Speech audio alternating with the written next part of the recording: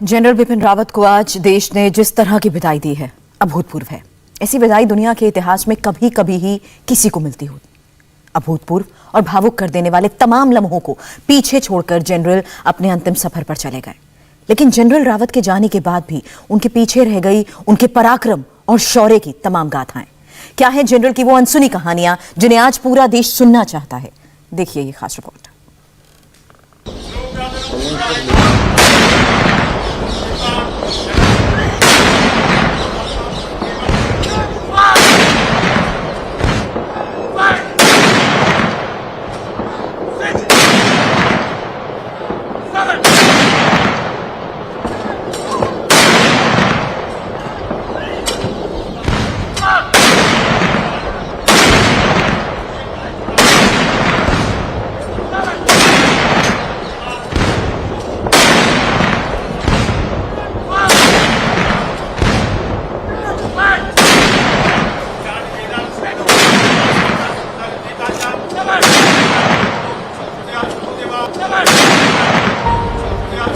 सत्रह तोपों की सलामी के साथ भारत का एक महायोद्धा आज अपने अंतिम सफर पर चला गया।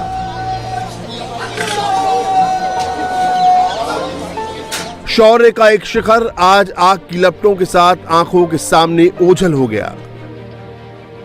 हिम्मत का एक हिमालय आज इतिहास बन गया। भारत के तेजस्वी ओजस्वी सीडीएस जनरल बिपिन रावत अग्नि के तेज में समाहित हो गए। पूरा भारत आज इन पलों का साक्षी बना है। पूरे भारत ने आज अपने वीर सपूत को भावभीनी विदाई दी है।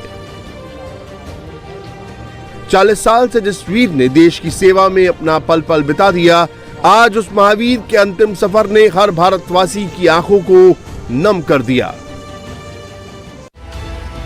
जनरल रावत का कद इतना बड़ा था और सम्मान इतना ज्यादा था कि दूसरे देश भी जनरल रावत को सम्मानित करके खुद को सम्मानित महसूस करते थे।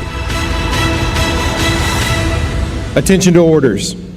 The United States Army Command and General Staff College.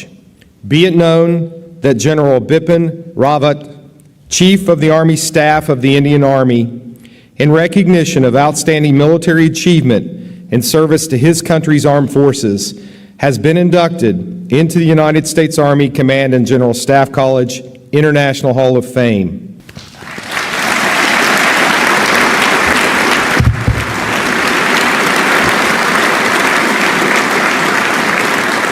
General Galloway and General Rawat now unveil the portrait we will place in the International Hall of Fame.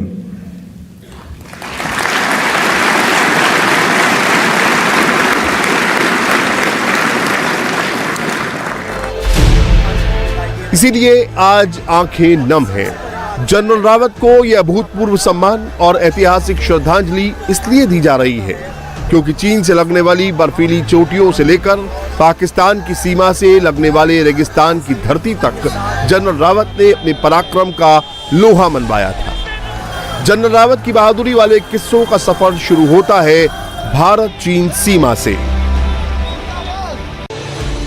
North east की सीमा पर चीन हमेशा से मंसूबाबादी करता रहा है, लेकिन साल 1971 की लड़ाई में जिस तरह पाकिस्तान की आर्मी को सरेंडर करना पड़ा, चीन का भी हौसला पस्त हो गया था। लेकिन साल 1984 में इंदिरा गांधी की मौत के बाद चीन ने फिर भारत की सीमा पर अपनी निगाहें गड़ा दी और साल 1986 में अरुणाचल प्रदेश के समदुरांग घाटी में चीन के सैनिकों ने भारत के एक पेट्रोल पॉइंट पर कब्जा कर लिया। शर्त के मुताबिक चीन और भारत की सेनाओं को सर्दियों में पीछे लौट जाना था। भारत की सेना तो शर्त को मानते हुए पीछे लौट गई, लेकिन चीन ने धोखेबाजी करते हुए समुद्रांग चू के पेट्रोलिंग पॉइंट पर कब्जा कर लिया।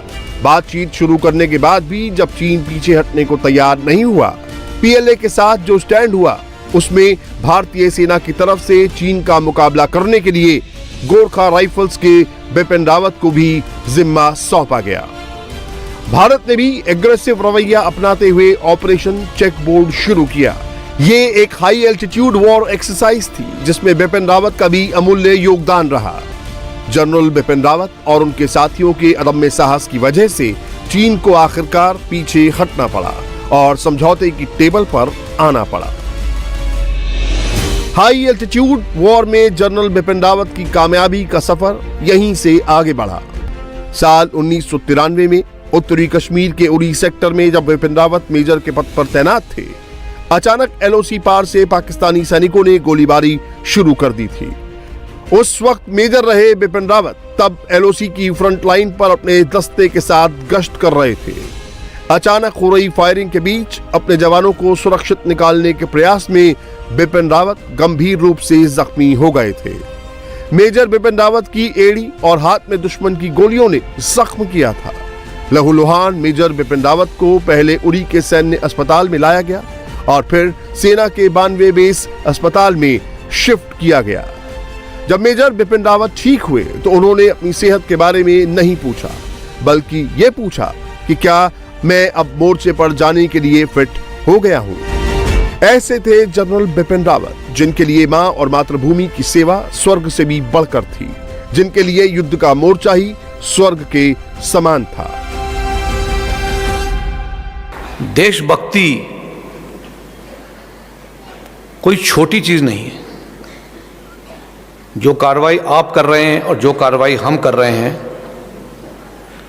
उसके लिए मैं ये कहना चाहूँगा कि माँ और मातृभूमि की सेवा स्वर्ग के समान होती है। आपको स्वर्ग, अगर आप अपनी माँ की सेवा करते हैं और अपनी मातृभूमि की सेवा करते हैं, तो आपको स्वर्ग ढूंढने की आवश्यकता नहीं पड़ती।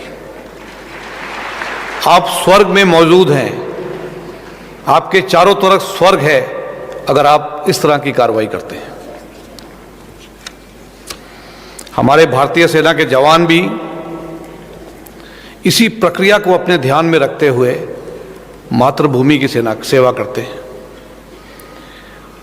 जो भी भारतीय सेना का जवान कार्यरत रहते हुए अगर उसे स्वर्गवास हो जाता है तो उसे स्वर्ग में जाने की जरूरत नहीं है। वो स्वयं जिस इलाके में उसका स्वर्गवास होता है उसके लिए वही स्वर्ग कहलाया जाता है। 1993 में जनरल रावत को गोली लग गई थी, जान पर बनाई थी, लेकिन इसके बावजूद भी उनको मोर्चे की चिंता थी। इसी जज्बे, हिम्मत और हौसले को देखते हुए साल 2006 में बिपिन रावत को सेपोर में राष्ट्रीय राइफल का सेक्टर कमांडर बनाया गया और बाद में साल 2011 में बिपिन रावत ने डेगर डिवीजन की कमान संभाली। उरी गुलमर्ग में एलओसी की सुरक्षा का जिम्मा डेगर डिवीजन के पास ही था। जनरल बिपिन रावत का सिद्धांत था, दुश्मन से मैदान पर निपटने से पहले दुश्मन के दिमाग पर चोट करो। दुश्मन को हराना है तो पहले उस पर मनोवैज्ञानिक दबाव बनाओ। एक बार दबाव में आते ही जंग के मैदान में दुश्मन को मात देना बहुत सरल हो जाता है। हेलीकॉप्टर हादसे में ही बिपिन रावत की मृत्यु हुई, लेकिन करीब 6 साल पहले एक हेलीकॉप्टर हादसे को झेलकर जनरल बिपिन रावत जिंदा लौटे थे।